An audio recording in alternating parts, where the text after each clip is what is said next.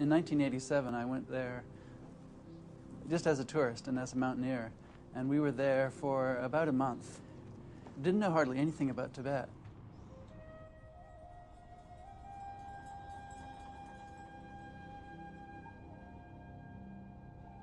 We went to the Tibetan side of Everest, not trying to summit, just going to get as high as we could on Everest, and we spent a month doing this and having a blast. We hitchhiked to Lhasa. There were a lot of Chinese immigrants coming into Lhasa, and my first impression of Lhasa was actually that there were more Chinese than Tibetans. I was looking around when we got off our ride, wondering where all the Tibetans were.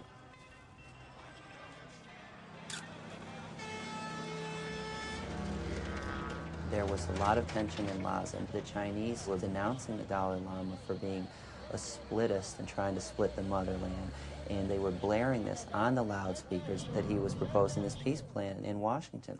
3 days later, the Chinese government in power responded by publicly executing 2 Tibetan nationals in a stadium in Lhasa. And they not only did this, they forced 15,000 people to watch this. Some monks in one of the monasteries started a demonstration. They had homemade Tibetan flags, and they were chanting "China out of Tibet" and "Free Tibet." With the preservation of Buddhism in mind, I got up and shouted, and the monks shouted and raised their fists with me. I was born after Tibet was lost to the Chinese. As I grew up, I realized that we were oppressed. They had wronged us and stolen our land. We Tibetan demonstrators didn't have any kind of weapons with us. We were just raising slogans, "Free Tibet." We shouted, "Long live the Dalai Lama," and "Red Chinese out of Tibet." When the riots started, all the tourists were caught totally unaware. We walked into what was a massacre. The Chinese were firing at the Tibetans the same way we light firecrackers on New Year's. They used tear gas, and the monks and the people cried. A lot of people were wounded, and many were arrested and put in the trucks. They were beaten a lot, and some of the monks were all covered in blood. There were a number of casualties that I witnessed personally.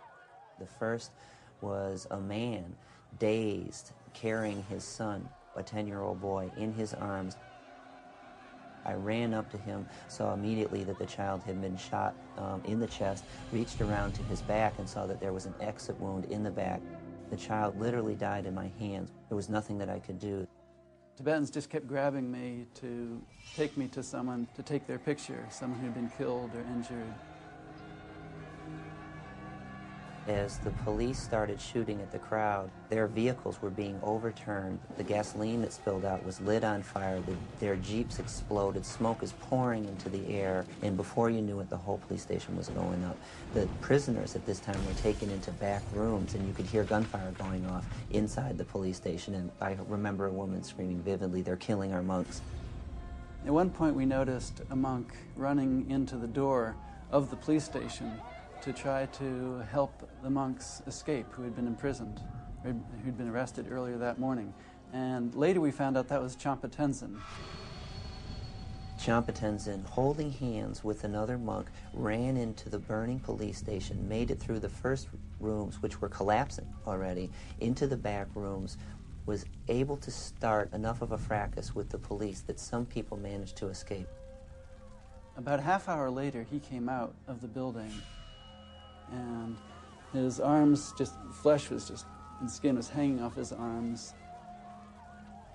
He was charred, totally charred.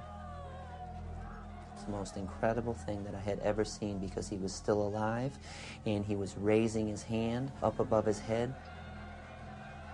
A woman put a white silk scarf around his neck, and he was lifted onto the shoulders of the crowd and carried through the bar corps as a hero. He was lapsing in and out of consciousness at this time because the pain was so intense for him to bear. Hundreds of people were weeping at this. You couldn't see this without crying. Champa Tenzin was taken to prison for several months after that and tortured. I'll never forget going back to the Jokang and seeing Champa Tenzin. I was amazed at how light he was, at how there was no animosity in his eyes whatsoever. Here was a man who had forgiven his captors, who had forgiven his torturers, and who had dedicated his life to the freedom of his people. After I got out of Tibet, I heard that Champa Tenzin had been killed. Monks saw Champa Tenzin with a noose around his neck. His entire face and body was beaten and bloody. He was lying on a bed, and the noose was not tied to anything. So it was very obvious that he was killed.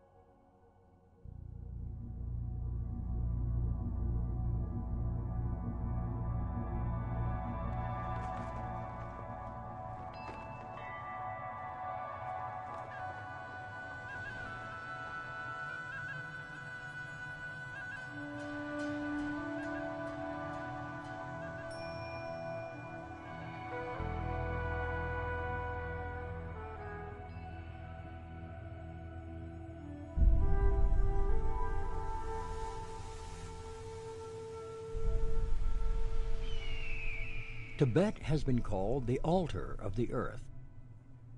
Here in the thin air, more than 14,000 feet above sea level, surrounded by the tallest peaks on earth, the power of the divine seems present everywhere. For centuries, Tibet remained a mystery to the outside world.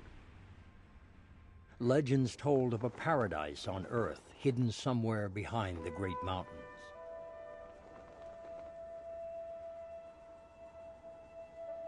Guarded to the south by the colossal peaks of the Himalayas, impenetrable river gorges in the east, and huge expanses of windswept deserts across the west and north.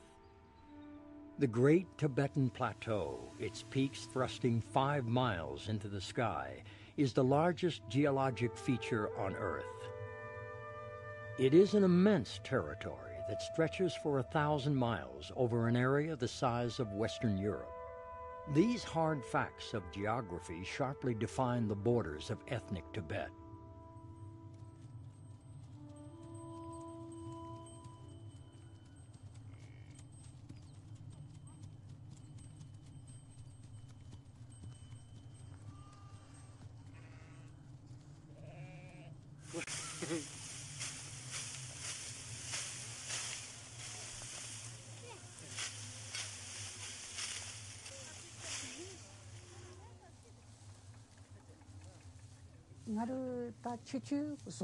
When I was little, we had yaks, sheep, and horses, lots of them. They were on the hills, and the hills were full of flowers. Horses, you know horses? I loved riding horses.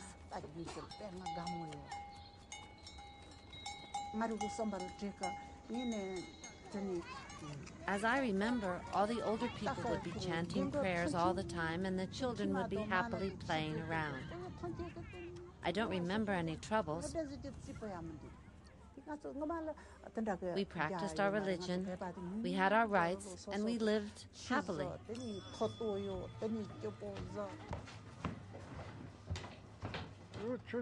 My youth was the happiest time of my life. I guess young people all over the world behave as we did. We danced, sang, fell in love, grew jealous, showed off, and did innumerable other silly and inconsequential things. We expressed feelings of the heart through song.